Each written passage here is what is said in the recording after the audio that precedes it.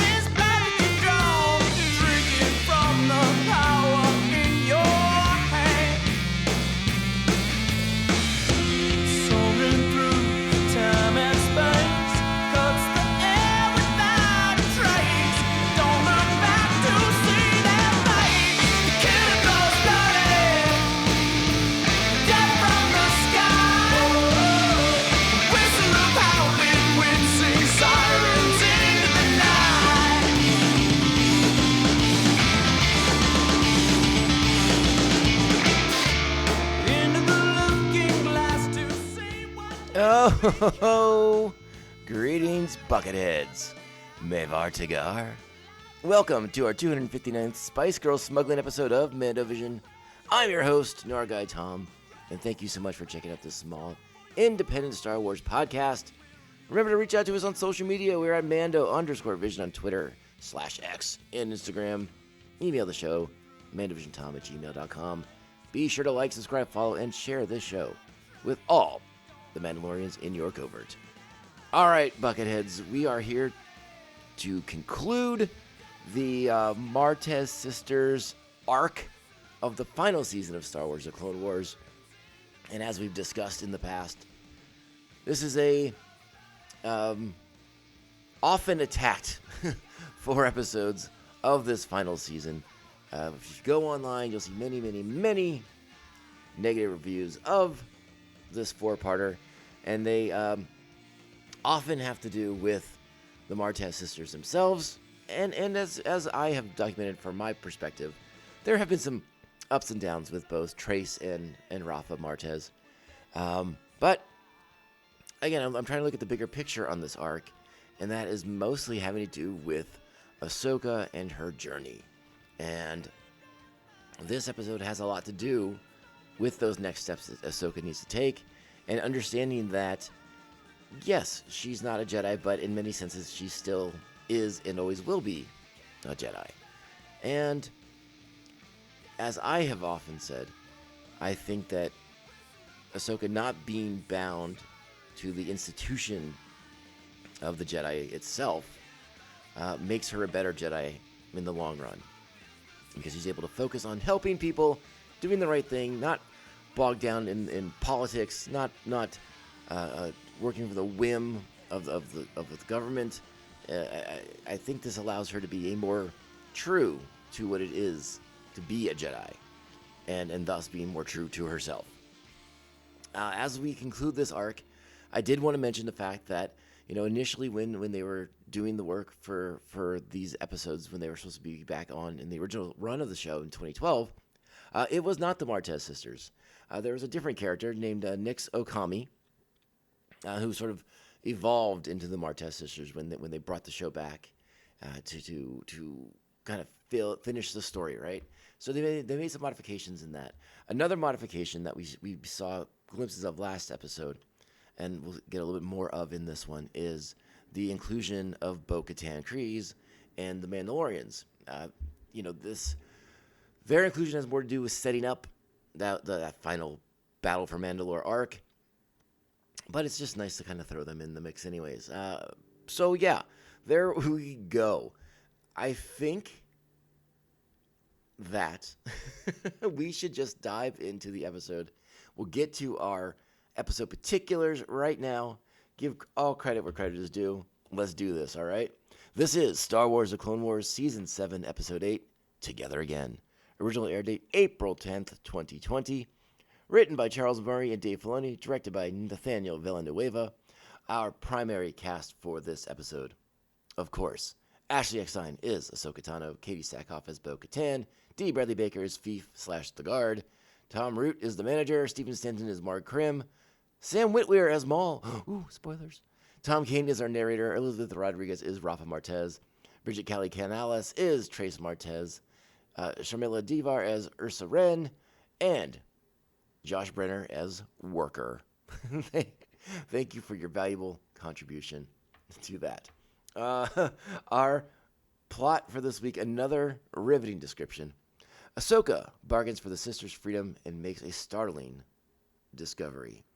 Our Jedi fortune cookie this week. You can change who you are, but you cannot run from yourself. And I think, as we just discussed, that sums up Ahsoka in this arc to a T. All right, let's go ahead, get into the episode. You know what that means. It's time. Strap on your buckets. Let's go. We're here because you convinced Trace to dump the spice, and she did. I never told her to do that. Wait, so you're blaming me for this? If we went through with my original deal, we'd be back on Coruscant counting our money right now. But your original deal was the problem. For you. For me as well. When did this happen? What? The two of you against me, when it was always just you and me, Trace. Always. So we open the episode with a lot more finger pointing, which we've become very accustomed to in this arc of the show. And Rafa trying to pin it all on Ahsoka and Trace. We get into the whole thing, and eventually Ahsoka decides she's got an idea. She has a plan. She's going to figure out how to deal with the Pikes. And we go to a meeting with Mark Krim and Fife in presence, the Major Domo, who's been exposing things left and right. Very perceptive, this Fife. Perhaps he should be running the Pike Syndicate, but that's a different topic. Eventually, Ahsoka is able to sort of convince Mark Krim that the Martex Sisters stashed the spice off-world somewhere, and that they should get a run rotation to go track it down. Or if they don't, Ahsoka will give Mark Krim the information to go and kill their families. Now that Ahsoka knows their families are already dead, it sort of adds some weight to the threat that Mark Krim can pose, but it's buying the Martex Sisters time to get away, right? And it gets them off-world now and out of harm's way. That's sort of Ahsoka's goal, right? And we actually finally get to the real reason why Mark Krim has not killed the Martex Sisters to this point. It's because, well, he's in a little bit over his head himself, and he needs to believe that the Martex Sisters will get the spice, because if not, he himself is a dead man. Let's play it out. This is another deception. I know, but I don't have much of a choice. I must regain that spice. My life depends on it as much as theirs. You think he will find out about this? He knows. He always knows. And who is the he that we are referring to? Well, we're going to find that out pretty soon, and if you're paying attention when I read the credits, you might already know as well. So, yes, it's true. Mark Krim, we find out, is working for Darth Maul as part of Crimson Dawn. And this is the first sort of mention of Maul and Crimson Dawn tying things together to the Solo picture, and I really dig that. Now, what we get is the Martex Sisters off of Obadiah, Ahsoka back in a cell, but she's got a plan of her own, and it's a lot of Ahsoka kind of coming into her own as her own person, not trying to hide being a Jedi, and doing, well, very Ahsoka/Jedi things once the Martex Sisters are safely away from Obadiah. And as the Martex Sisters blast off from Obadiah, though I suppose takeoff's a bit more of a accurate term, we find the Mandalorians in watch. I didn't scan the Jedi leaving with the others. Keep watch. I want to know the instant she leaves the Citadel. What are you up to? And so while all that's happening in Obadiah, the Martex sisters finally have a moment to discuss what Ahsoka did as they're refueling their ship. I still don't understand what Ahsoka was thinking. She knows we don't have any family. Exactly. But she has no leverage. We don't have to go back. What she did back there, giving herself up for us, that's rare. You don't see that much. You mean that was her plan? I thought that was clear. Trust me. Come on, Trace. Okay, but if that's true, how is she gonna escape? I don't know, but I'm not gonna let her try, because if she does, she'll hold it over my head. Wait, you're going back to help her, so you can one-up her? Now you're catching on. Quite a plan the Martex sisters have cooked up. And it gets a little... Listen, the Martex sisters element to this story is a little crazy, because their part of this episode revolves around them trying to steal spice from the Pikes to pay the Pikes and make things go away. It is somewhat ludicrous, somewhat laughable, but it makes for an entertaining part of their episode, I think, because I like getting to see getting to see like these Tung workers, you know, the species of Ben Quadraneros from the pod racing fame, and Rafa squaring off against Trandoshan. There's good stuff in there. It's entertaining. And while Ahsoka is back on Obadiah, doing Ahsoka things finally, she is escaping from her cell. She's planting detonators all across the Pike facility, the spice refining facility, and generally getting ready to, again, do Ahsoka things, right? Like put the Pikes out of business and make her escape from Obadiah. I think last week I might have alluded to the fact that I believed that Bo-Katan and the Mandalorians were more involved in this episode, completely forgetting how little they have to do with it, actually, that they're very passive in this episode. And that made me question my memory for what happens in the beginning of the next arc. Like, I'm wondering, and I guess we'll find out when we do the next episode of Star Wars The Clone Wars, do we find out what exactly Bo-Katan was up to on Obadiah? Was she engaged in some kind of negotiation with the Pikes? Or, as is revealed in this episode, with the Pikes being part of Crimson Dawn and you know, involved with Maul, did it not come to whatever her plan was? Did it not come to fruition, or was it some attempt to destabilize an element of Maul's power base? Again, I have a lot of questions, and we'll get those answers in the next episode. But for now, Rafa seems to be is not content to let Ahsoka make this heroic sacrifice for them, and she's going to go back and try to get Ahsoka out of trouble herself, again, by taking spice from the Pikes and paying them with it. I don't see how that works out well for anybody in the long run, but I guess it's as close to sort of a redemption arc as we're going to get for Rafa, trying to pay back this good deed that Ahsoka has done. And Trace just along for the ride. Now, as Ahsoka's making her way through the spice facility planting detonators, she's going to, rather conveniently, come across Marg Krim having a very important meeting and discussion with somebody on a holocom. And, again, this feels like an interesting location to have this meeting, but it's what's happening, and Ahsoka stumbles upon it, and let's reveal all. This delay does not change things. We will proceed as planned. You are but one small piece moving in this mechanism which I have designed, and yet, when you falter, it jeopardizes everything. Do you understand? I understand that the Republic is cracking down on my operations. Just a week ago, they raided one of my shipments arriving on Coruscant. Were there Jedi? I don't know. None of my men made it out. Well, then the answer is yes. So I want to pause it right here because this is one of my favorite sort of developments with Maul over the years, and we've talked about it in his episodes, prior to this. But seeing Maul become the one who pulls the strings is such a delight for me, because it's another reminder that Maul is more than what we saw in The Phantom Menace, where he's more than just some swordsman for Palpatine, more than just a weapon to be used. He learned a lot from Palpatine in his time as his apprentice, and as a Sith, you have to have plans within plans, the wheels within the wheels. You are one of two. You cannot get everything done. You have to use others, and the ability to use others is very, very Sith-like. So Maul constructing this criminal empire is wonderful. It's excellent, and we talked a lot about this when Sidious and Maul squared off.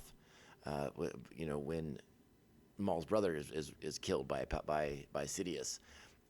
It's just another reminder that for anyone who thinks for any quote unquote Star Wars fan who hasn't bothered to enjoy the Star Wars, the Clone Wars, and the way it's elevated so many characters, this is just another reminder that they're missing out.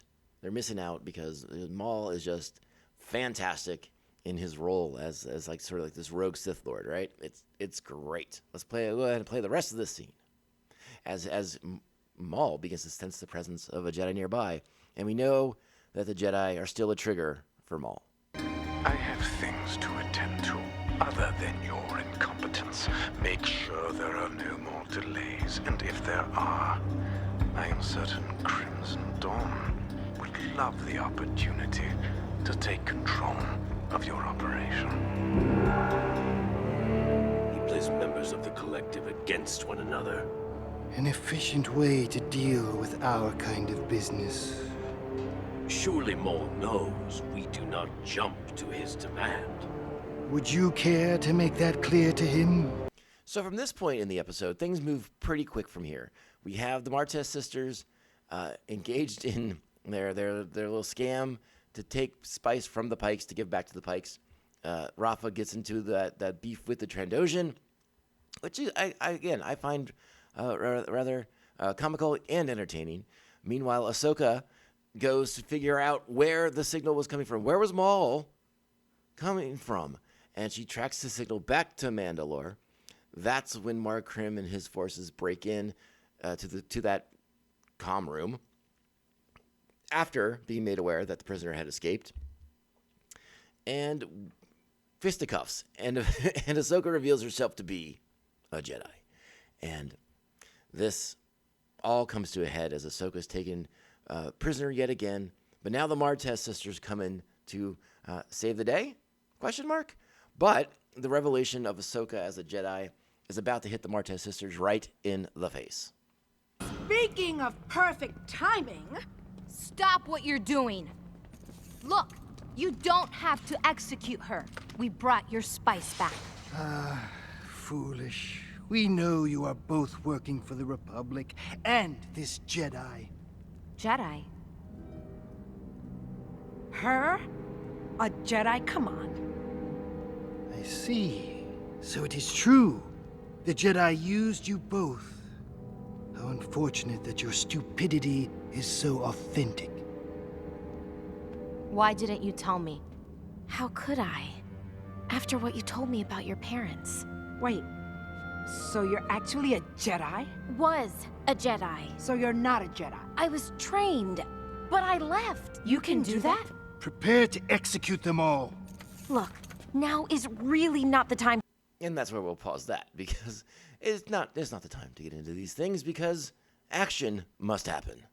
And by action, I mean, of course, all the detonators that Ahsoka planted. She's going to trigger them. It's time to go. Massive explosions across the Pike facility. This is how Ahsoka, Rafa, and Trace make their escape from Obadiah, but not before being pursued and getting into some nice aerial battles on their way out. Ahsoka firing the cannons, Trace doing some actually fairly decent piloting. And they exit Obadiah, heading back to Coruscant, not realizing that they're being followed by a Mandalorian Comric-class starship.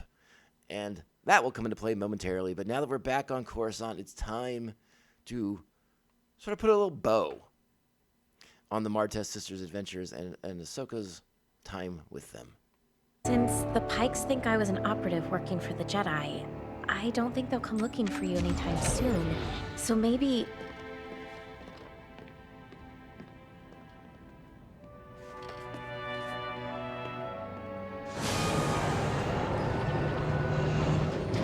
So, you're not going to arrest me for spice smuggling? Why would I do that? Well, you're a Jedi, right? Don't you make a living tracking down criminals like me?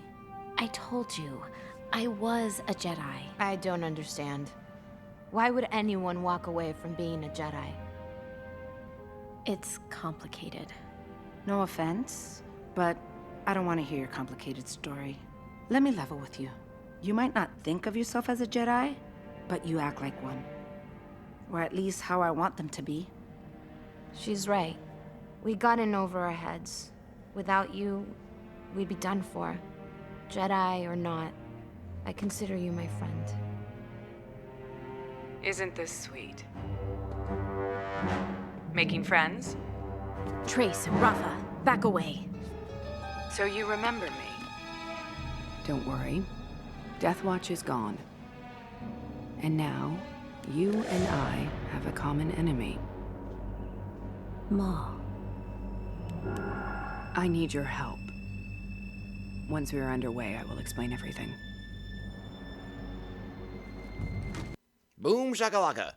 So, we bridge really well into the final 4 episodes of Star Wars The Clone Wars and the Battle for Mandalore. And we wrap things up with the Martex Sisters. And listen, I don't have as many... How best to say this? I don't hit the arc nearly as much as everybody else does. There are elements to it that I enjoy. Yes, there are some frustrations in episode 2 that I have with Trace in particular, and her sort of spiraling and dumping the spice in hyperspace is possibly the worst decision I've ever seen in the history of anything Star Wars. And yeah, again, there's some issues. There's some concerns, some complications. But by and large, it's a perfectly fine arc. It's important for Ahsoka's journey. It gets us to a place now where Ahsoka, when she starts this arc, is sort of struggling to find her place, right? And by the end of this arc, she is much more comfortable with the fact that, like, you know, even though she's not a Jedi, she's still a Jedi. And she has to learn to live with that and sort of balance that out. And as I talked about at the beginning of our episode, I think Ahsoka being a Jedi, but not held back by the constraints that the Jedi Order as an institution itself has, i.e., tied to the politics of the times, makes her a better Jedi than any other Jedi in the galaxy. Just my 2 cents on that. So that's it for the arc, really. We'll wrap things up a little bit more closely. She goes back, talks to the Martex Sisters, and again, really kind of puts a bow on it all. But this is it. Now we get to what everybody waited for. The whole... I just remember when these were coming out, and people just losing their mind. They couldn't wait. They're like, where do we get to the Mandalore arc? And geez Louise. Now look, we're here. And it's totally worth it. And it's going to be great. And we're going to have so much fun talking about it. But we're going to put a little pause in our Star Wars The Clone Wars rewatch series, wrapping up these final 4 episodes, because next week we'll begin Star Wars The Acolyte, which we will be focusing our efforts on as well. And you will see the podcast is going to modify itself a little bit to cover The Acolyte. You will hear exactly what I mean next week. That's all I'm going to say about it for now. But don't worry, this show's basically staying the same. And actually, I've changed my mind. I do want to play the last moments here between the Martex Sisters and Ahsoka. Sounds like she needs your help, just like we did. But if I go down this path, I'm afraid where it might lead. You mean back to the Jedi? Yes. Go. It's what you're meant to do. Rafa's right. All right. But let me keep my bike here, just in case. Deal. So there you go. Ahsoka going off for the Mandalorians, and now we can officially put this arc behind us and look forward to all the awesomeness that is to come as we align our show with the beginning of Episode 3, Revenge of the Sith. All right, Bucketheads. Sorry, we wandered a little bit there at the end. I apologize. But I decided at the last minute to audible back into playing those moments because it does kind of put a nice little bow on everything. All right, Bucketheads, let's get out of here. Have a great week. We'll be back next week to begin our coverage of Star Wars The Acolyte, and I cannot wait. 2-episode premiere on Tuesday, June 4th, and we'll be here to talk about both those episodes in a slightly altered way than we have in the past. You'll see/hear what I mean next week. All right, Bucketheads, go out there, be great Star Wars fans, be kind to each other, be supportive of each other, even when people are completely crazy. Just, be rad. All right, Bucketheads, this podcast can only end one way. This is the way. This is the way. This is the way. This is the way. Admiral, we have enemy ships in Sector 47. It's a trap!